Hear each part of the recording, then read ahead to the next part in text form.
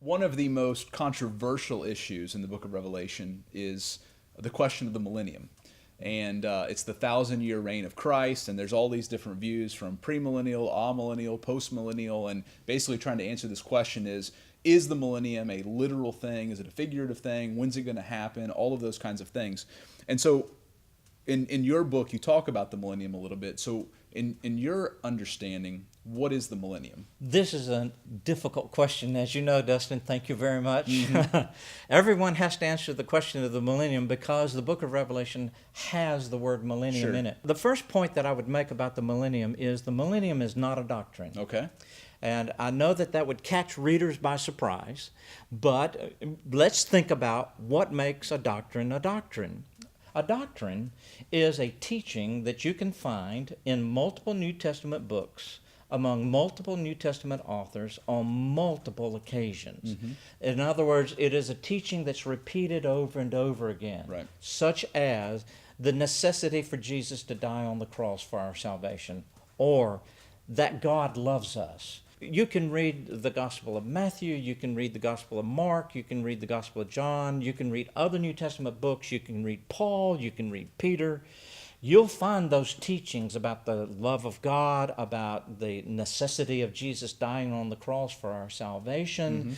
Mm-hmm. You'll find all of those kinds of teachings because they are in multiple books, across multiple authors, on multiple occasions, repeatedly. And these multiple occasions don't contradict each other. They say the same thing. Right. They say similarly.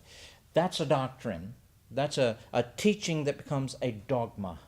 Now, nothing that's mentioned only in one New Testament book, in only one chapter, in only 2 verses of that one chapter is a doctrine by definition. So the question then becomes, when you're doing exegesis of the millennium, is trying to understand the millennium within the narrative of the book of Revelation.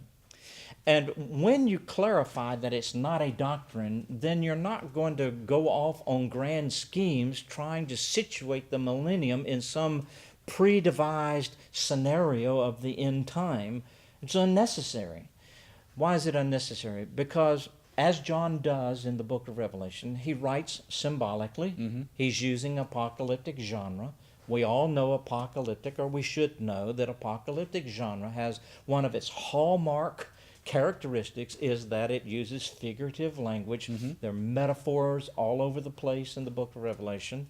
So he does write symbolically. He does write things with symbols. And as a matter of fact, to say that the Bible is literal is not to say it's not symbolic. Right. As a matter of fact, one of the most literal ways to read the Bible is to recognize when it is being symbolic. And so we have to have a clear understanding that saying something is symbolic is not saying that we do not read the Bible literally. We do. But every author has metaphors and images that they use in order to bring across their message. John does the same. I would say that the millennium is not a doctrine. That's clear by definition. What is the millennium? It is a metaphor. It is a symbol. It is a sign that John's trying to communicate. What does he want to communicate? His heart is broken for martyrs. He's had a friend of his that has been martyred.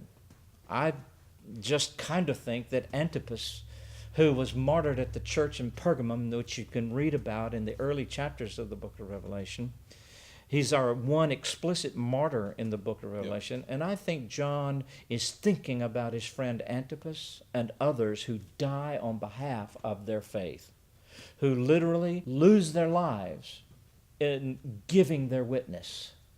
And I think that John just reflects on that and wants to assure believers who have to lose their lives on behalf of faithful witness that they have a special place, they have a special reward. And so I think John's teaching on the millennium is that believers have, martyred believers have a reign with Christ that is distinctive from anything else, and that is their reward for their martyred faith. And so I think this is a a symbol that John has. He does not define it. You'll notice he does not define it. He does not explicate. There's only 2 verses. I mean, we don't even have more than 2 verses on this thing. So how do you say what the millennium is? There's only 2 verses on it. Clearly, John, in other words, I'm saying the writer himself has left this thing symbolic. If you want to explain something more, you will. He wants it to stay at the symbolic level and to indicate that martyrs who die for the faith are dying with a special reward from Christ. They reign with Christ. Now, what is that reign? I do not know, and I don't pretend to know. I just know that John is trying to assure martyrs like Antipas have a special reward from Jesus Christ himself. They reign with Christ.